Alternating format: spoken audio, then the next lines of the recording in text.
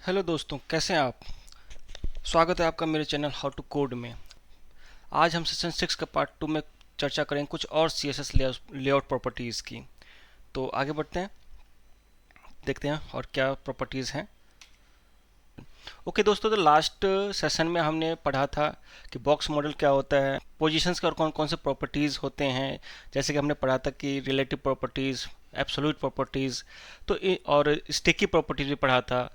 तो इसमें एक दोस्तों एक और चीज़ होती है, फिक्स्ड प्रॉपर्टीज़। ठीक है, तो आइए हम देखते हैं कि फिक्स्ड प्रॉपर्टीज़ में होता क्या है। फिक्स्ड क्या करते हैं, टॉप से हम कुछ कर देते हैं 100 पिक्सल। अब क्या होगा, इसमें कुछ फर्क पड़ेगा? तो अभी तो कोई फर्क नहीं पड़ा, ये तो इधर उधर चला गया। ये देखिए, तो दोस्तों आपने देखा होगा कई बार ना मॉडल पॉपअप वगैरह खुलते हैं वेबसाइट में, और वो फिक्स हो जाते हैं और नीचे स्क्रॉल होता रहता है। हम इसको ऐसे समझते हैं, जब तक मैं इसमें कंटेंट नहीं डालूंगा ना तब आपको समझ में नहीं आएगा। तो इस पे हम वापस कंटेंट डाल देते हैं, थोड़े से ऊपर डाल देते हैं, थोड़े से नीचे में भी डाल देते हैं। इस स्टिकी का हमारा बॉक्स है, ठीक है, ये वाला बॉक्स हमारा स्टिकी वाला है। माई बॉक्स को हम स्टिकी करने की कोशिश कर रहे हैं। ठीक है, कुछ हमने जंक टेक्स्ट डाल दिया इसमें। ठीक है, ये देखिए मेरा स्क्रॉल हो रहा है बट ये अपने जगह पे फिक्स है, यानी कि ये फिक्स है। पहले क्या था, स्टिकी था, स्क्रॉल होने के बाद एज में जाके फिक्स हो जा रहा था, लेकिन ये यहीं पे फिक्स है। और यहाँ पे फिक्स क्योंकि इतना गैप मैंने दे रखा है अपने CSS में। अगर मैं इसको 0 कर दूंगा तो देखिए क्या होता है, चला गया ऊपर। तो पोजीशन फिक्स का यूज़ तब करते हैं जब आपको किसी पर्टिकुलर चीज़ को फिक्स करना होता है। जैसे टॉप से मैं अगर कह दूं कि भाई 500 पिक्सल पे जाके फिक्स हो जाए, तो ये टॉप से 500 पिक्सल पे जाके फिक्स हो जाएगा। ये देखिए, आप कुछ भी करते रहिए। मान लीजिए इसको मैं बीच में करना होता तो आप क्या करोगे, इसी को आप विड्थ दे दो, मान लीजिए 500 पिक्सल, और बताया था मार्जिन 0 ऑटो कर देंगे, तो ये हमारा बीच में चला जाएगा। सॉरी, ये बीच में नहीं गया क्योंकि हम इसके, ये बीच में ऐसे नहीं जाएगा क्योंकि ये इसके साथ पोजीशन अटैच है। अगर मैं इसको पोजीशन हटा दूं तो ये बीच में चला जाएगा। देखिए बीच में आ गया। अब ये देखिए इसके साथ जा रहा है। अब इसको बीच में करने के लिए, फिक्स में करने के लिए कुछ और प्रॉपर्टीज होती हैं। ये अपने आप में एक कंप्लीट लेसन है। ठीक है, तो उस पर हम अभी डिटेल में नहीं जाते हैं। अभी थोड़ा सा मैंने आपको बता दिया कि पोजीशन फिक्स को कैसे यूज़ कर सकते हैं। क्योंकि अगर मैं पोजीशन फिक्स करने के बाद इसको यहाँ पे डालूंगा तो इसमें कुछ और प्रॉपर्टीज़ का मुझे यूज़ करना पड़ेगा। मैं थोड़ा कम बता रहा हूँ ताकि आप लोग कंफ्यूज नहीं हो, बट मैं थोड़ा सा आइडिया दे देता हूँ कि भाई इस तरह से, जैसे लेफ़्ट मैंने किया 50% कर दिया। ठीक है, तो ये देखिए, ये लेफ़्ट से 50% जा रहा है, यानी कि बॉक्स को, क्योंकि ये लेफ़्ट तो कर रहा है लेकिन स्टिल ये बीच में नहीं आया क्योंकि ये भी तो है। अब एक कैलकुलेशन होती है कि भाई इसके अंदर लेफ़्ट 50% हो माइनस ये वाला हो। तो अगर मेरा विड्थ 500 है तो इसमें से 250 मुझे माइनस करना पड़ेगा।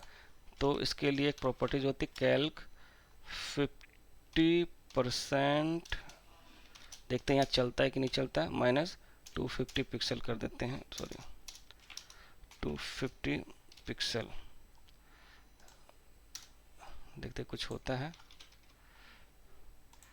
काम कर गया। ये तो मज़ा आ गया, यही चाहिए था, पॉपअप की तरह आपका दिख रहा है। ठीक है, तो अब यहीं रहने देते हैं, आपका ये भी कंप्लीट हो गया। तो दोस्तों हमने पोजीशन प्रॉपर्टीज़ फिक्स के बारे में पढ़ लिया। अब हम पढ़ेंगे फ्लेक्स प्रॉपर्टीज़ और ग्रिड प्रॉपर्टीज़ क्या होते हैं CSS में। ठीक है, यहाँ पे आपको जो दिख रहा है ये एक तरह का रोज एंड कॉलम्स है जो कि हमारे को लेआउट बनाने में काम आता है। और लेआउट जो हम बनाते हैं फ्लेक्स प्रॉपर्टीज़ और ग्रिड प्रॉपर्टीज़ का यूज़ करके बनाते हैं। तो सबसे पहले हम फ्लेक्स प्रॉपर्टीज़ को समझेंगे कि फ्लेक्स प्रॉपर्टीज़ होता क्या है। तो चलिए इसको हम अपने कोड के माध्यम से समझते हैं। तो चलिए स्टार्ट करते हैं अपने कोड से। ठीक है, तो दोस्तों यहाँ पे आप देख रहे हैं कि मैंने एक डिव बना रखा है। यहाँ पे इसकी क्लास माई बॉक्स है और इसके अंदर मैंने कुछ कॉलम्स बना रखे हैं जिसके अंदर मैंने 6 डिव ऐड कर रखे हैं एज ए चाइल्ड। इस पेरेंट ये चाइल्ड है, हमने 6 ऐड कर रखे हैं। ठीक है, तो अब हम देखते हैं कि हमारा लेआउट दिखता कैसे है। अभी मैंने कुछ नहीं किया, बस एक डिव बनाया है और इसके अंदर 6 कॉलम ऐड किए हैं। तो फर्स्ट हम देख लेते हैं कि हमारा ये दिख कैसे रहा है। दोस्तों ये इस तरह से दिख रहा है। तो अभी डिव 1 2 3 4 5 6 डिव क्या करता है कि 100% अपनी विड्थ ले लेता है। तो यहाँ पे यही हुआ, ये 1 2 3 सीक्वेंस में एक के नीचे एक आ गया। अब हमें क्या करना है, इसको सारे कॉलम्स को हम चाहते हैं कि ये एक्चुअली अभी जो आपको दिख रहा है बाय डिफ़ॉल्ट ये रोज़ है। ठीक है, इसको हम बोलते हैं रोज़। और जब हम इसको कॉलम 1 यहाँ, कॉलम 2, कॉलम 3 यहाँ ले आएंगे तो हो जाता है कॉलम्स। ठीक है, यानी कि रोज़ हॉरिजॉन्टली, कॉलम्स वर्टिकली। तो आइए हम जानते हैं कि इसको हम हैंडल कैसे करते हैं। ये तो बाय डिफ़ॉल्ट आ गया, अब हम इसको चेंज करना है। तो सबसे पहले हमें क्या करना पड़ेगा, हम अपने CSS में चलते हैं, CSS को इधर ले आते हैं। तो ये मेरा बॉक्स है।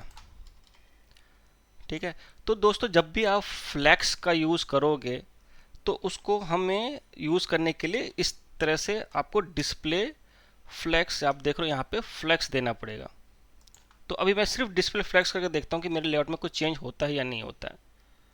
तो देखिए दोस्तों, ये मैंने डिस्प्ले फ्लैक्स किया, ऑटोमेटिकली इसने अपने आप को बिल्कुल एज ए कॉलम डिवाइड कर लिया, 1 2 3 4 5 6। यानी कि मैं अगर अपने HTML में और अगर नीचे से 2 और बढ़ा दूं तो ये आगे ऑटोमेटिकली ऐड हो जाएगा। ये देखिए, ये 2 6 के बाद फिर 5 6 ऐड हो गया। तो हम इसको वापस करते हैं। तो ये डिस्प्ले जो फ्लैक्स है ऑटोमेटिकली आपके जितने भी चाइल्ड डिव होते हैं, इसके पेरेंट के जितने। तो आइए हम जानते हैं कि इसको हम हैंडल कैसे करते हैं। ये तो बाय डिफ़ॉल्ट आ गया, अब हम इसको चेंज करना है।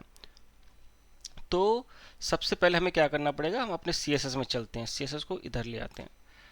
तो ये मेरा बॉक्स है।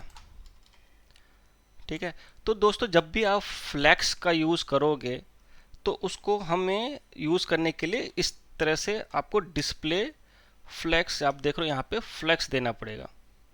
तो अभी मैं सिर्फ डिस्प्ले फ्लैक्स करके देखता हूँ कि मेरे लेआउट में कुछ चेंज होता है या नहीं होता है।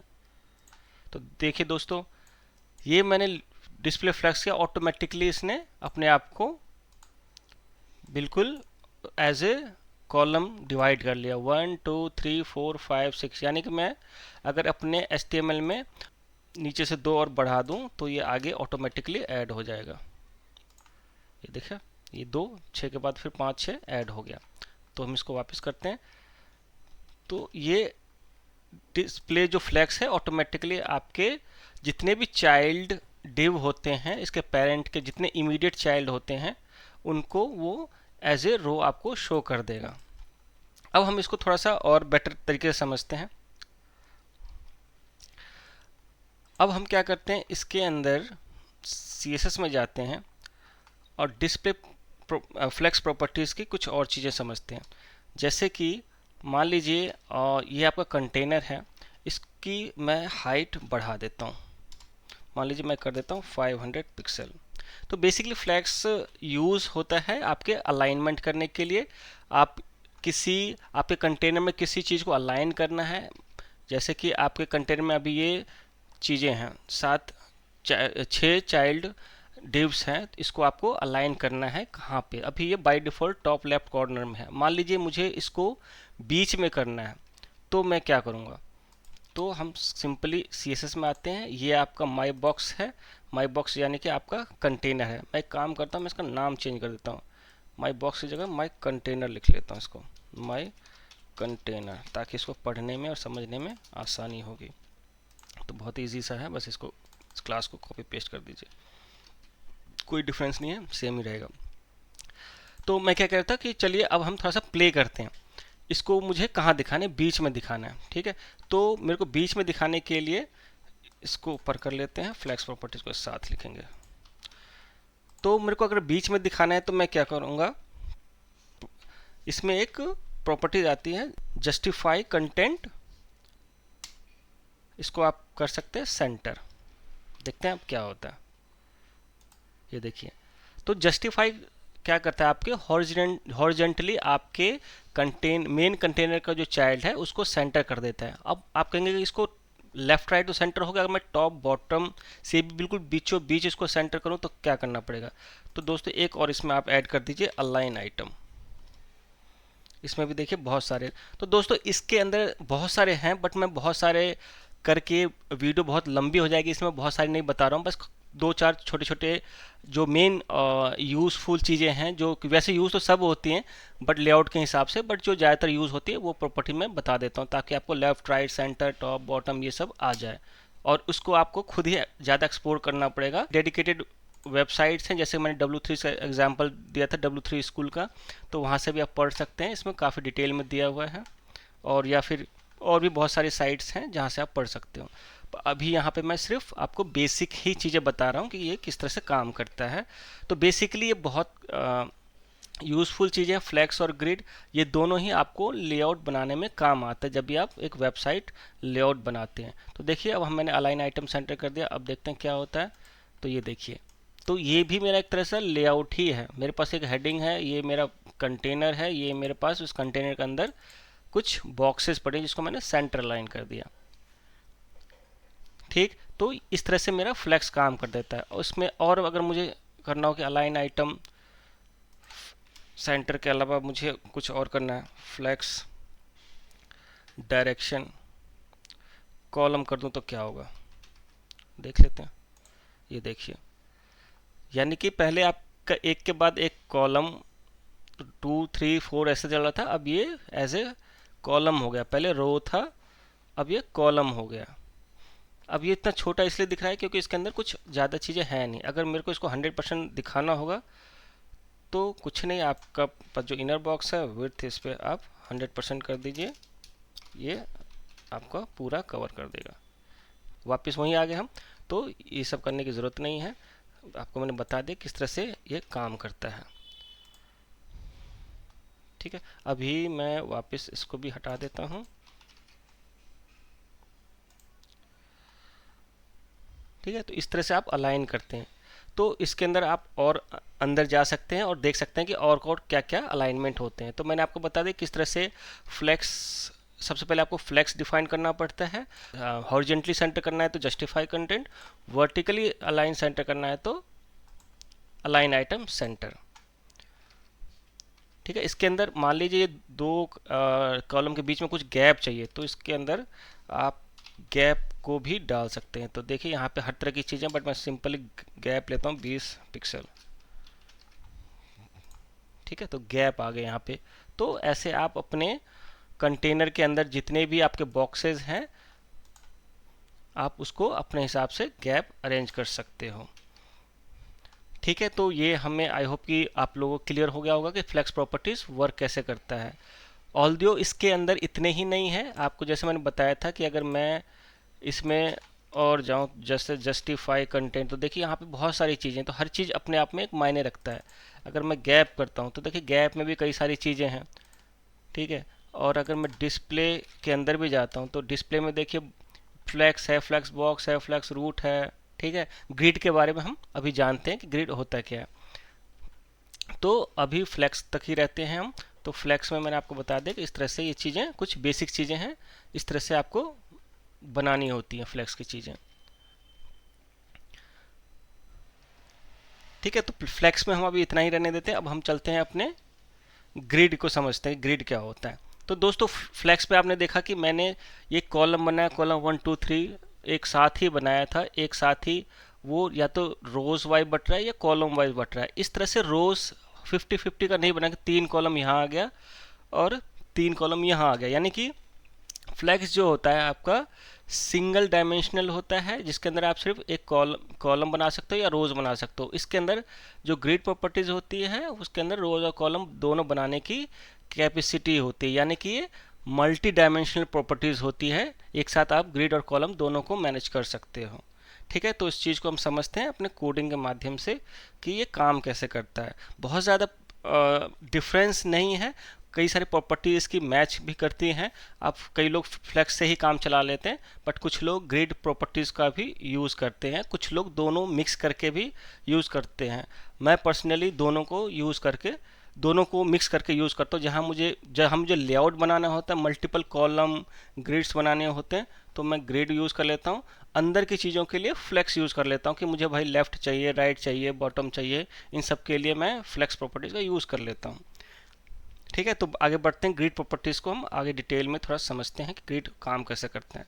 तो अभी के लिए मैं क्या करता हूँ, ये सारा हटा देता हूँ। ये फ्लेक्स की प्रॉपर्टीज़ थी। ठीक है, नीचे में मैं इसमें कोई भी छेड़छाड़ नहीं करता हूँ। फिलहाल मैं देखता हूँ कि अभी ये मेरा दिख कैसे रहा है। तो दोस्तों फिर वहीं आ गए जहाँ हम शुरू किए थे। अब हम ग्रिड के साथ थोड़ा प्ले करते हैं। तो जैसे मैंने डिस्प्ले फ्लेक्स लिखा था, ये देख रहे फ्लेक्स, अब इसके अंदर है ग्रिड। इसके अंदर बहुत सारी चीज़ें हैं, हर एक का अपना अपना एक मतलब होता है, बट अभी मैं फ्लेक्स और ग्रिड की बात कर रहा हूँ। बाकी चीज़ें आपको खुद एक्सप्लोर करनी पड़ेंगी कि एक्चुअल में बाकी सबका क्या यूजेस है, क्योंकि अगर मैं सबको एक साथ बताने लग गया तो इसी में 2-3 घंटे निकल जाएंगे। और मेरा यहाँ पे मेन मकसद है कि आप लोगों को शॉर्ट में चीज़ों रास्ता दिखाना, और आपको एक वे मिलेगा कि भाई इसका इस्तेमाल होता है इस काम के लिए, और फिर आप उसको इस अपने एंड पे उसको फर्दर एक्सप्लोर कर सको। ठीक है, तो दोस्तों आगे बढ़ते हैं हम ग्रिड के साथ। तो अभी मैंने सिर्फ डिस्प्ले ग्रिड लिखा है, अब देखते हैं इसमें कोई फ़र्क पड़ता है कि नहीं। ठीक है, वहाँ पे हमने डिस्प्ले फ्लेक्स लगाया था तो ये रोज़ में आ गया था अपने आप ही, बट इसमें ऐसा कुछ भी नहीं हुआ, क्योंकि डिस्प्ले ग्रिड बाय डिफ़ॉल्ट आपका रोज़ ही रहता है इस तरह से अंदर। यानी कि इस कंटेनर के अंदर आपके पास ये 6 डिव हैं। इसको हटा देता हूँ। ठीक है, ये 6 डिव हैं, इसके अंदर मुझे 3 और 3 6 का 2 रो बनाना है। ठीक है, और 3 का मुझे कॉलम बनाना है। तो इसमें मैं क्या करता हूँ, ग्रिड, इसमें देखिए सेकंड नंबर पर आ रहा है ग्रिड टेम्पलेट कॉलम।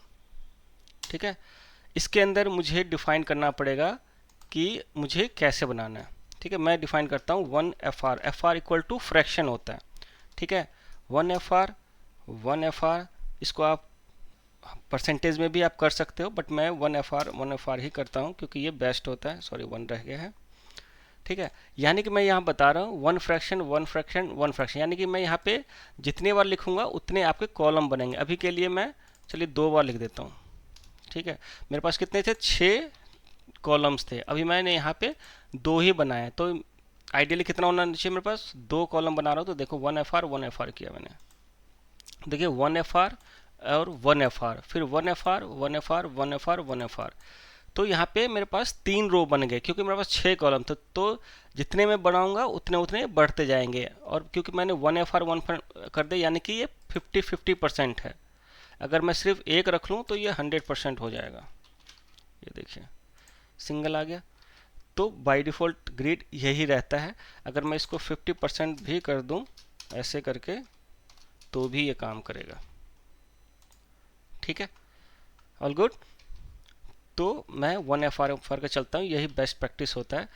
और अभी के लिए मैं क्या कर देता हूँ, एक और FR लगा के दिखाता हूँ आपको कि अब क्या है। तो अब ये 3/2 का रोज एंड कॉलम बन जाएगा।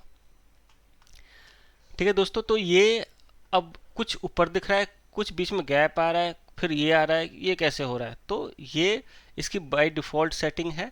अब हम इसको अपने हिसाब से अरेंज करते हैं। इसके अंदर हम क्या करते हैं, मैं करता हूँ अलाइन कंटेंट। जो कंटेंट है मैं उसको अलाइन कर रहा हूँ, उसको मैं कर देता हूँ फ्लैक्स स्टार्ट। तो देखते हैं अब क्या होता है। ये देखिए ऊपर चला गया।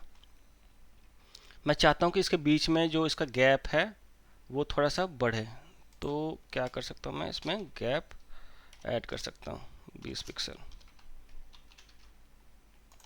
ये देखिए इसमें गैप आ गया, यानी कि अब जब भी आप लेआउट बनाओगे आपको रोज का गैप देना है, तो इस तरह से आप रो और कॉलम का गैप दे सकते हो। मान लीजिए इस वाले को आपको ऊपर ना दे के नीचे डालना हो, तो यहाँ पे कुछ नहीं करना है, इसको फ्लैक्स एंड कर दीजिए, एंड में जाके शिफ्ट हो जाएगा। तो इस तरह से इसको आप ऊपर नीचे जहाँ मर्जी वहाँ एडजस्ट कर सकते हो। ठीक है, इसको लिए अभी हम स्टार्ट ही रहने देते हैं। इसमें गैप क्यों आ रहा है? तो गैप आने का रीज़न ये है कि यहाँ पे मैंने हाइट को डिफाइन कर रखा है कि वैसे जनरली हमें करना नहीं चाहिए कि ऑटोमेटिकली जितना कंटेंट है ऑटोमेटिकली मैनेज होना चाहिए, ठीक है। तो ये हमारा ऑटोमेटिकली ये लेआउट बन गया। अब दोस्तों एक बात करते हैं कि भाई कभी बार इसी को हमें मोबाइल में दिखाना हो तो क्या होगा। तो जब देखिए मोबाइल में दिखाएंगे तो ये अपने आप ही चीज़ें छोटी हो रही हैं, स्ट्रेच हो रही हैं, श्रिंक हो रही हैं, तो मोबाइल में भी आ जाएगा।